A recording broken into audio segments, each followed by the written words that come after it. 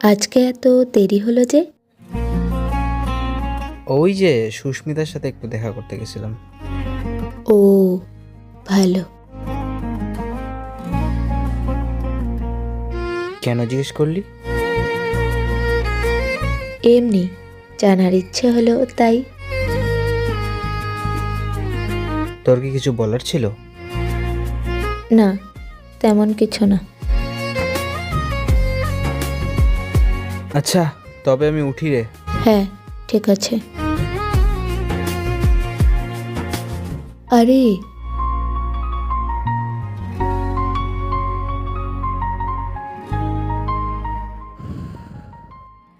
ওর মুখে সুস্মিতার নাম শুনে আমার এত কষ্ট হচ্ছে কেন?